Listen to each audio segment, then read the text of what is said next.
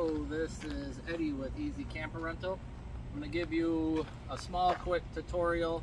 Hopefully it'll help you out if you're boondocking while you're camping without power, because it does take a few other things to do. First of all, your generator.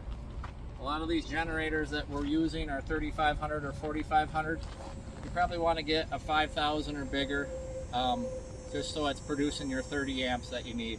And when you're running on a generator, you can't be running everything you have in your camper at once. So the first thing we're going to do is we're going to get this generator started.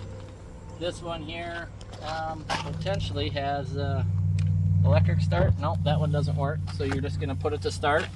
Then you just give her a pull. Start it right up. You want to make sure it's running for a couple of minutes here before get it running for a couple of minutes, because as soon as you plug it in, you most probably have something on your camper. Battery starts charging something. So before we do that, we want to go inside this camper. We want to make sure that air conditioner is shut off, because most people don't shut it off, they just pull the plug. So we're just going to go inside this unit.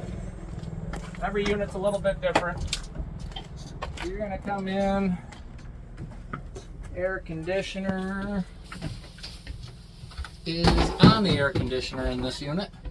So we're just going to make sure it's shut off. It is shut off in this one.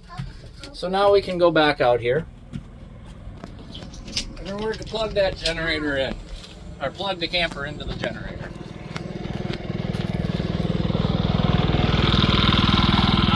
But before I plug that in, sometimes you might have to have an adapter onto here. Sometimes you might have to have a bungee cord or a ratchet strap. Or sometimes you have to push this cord up against a tree, because this will rattle out of your camper because it's not a super tight connection all the time. The exhaust on this camper is right here, our generator. You want to make sure that that is blowing away from your camper or downwind, so that it is not coming up underneath the slide or somehow getting into your camper. Now you just plug this in.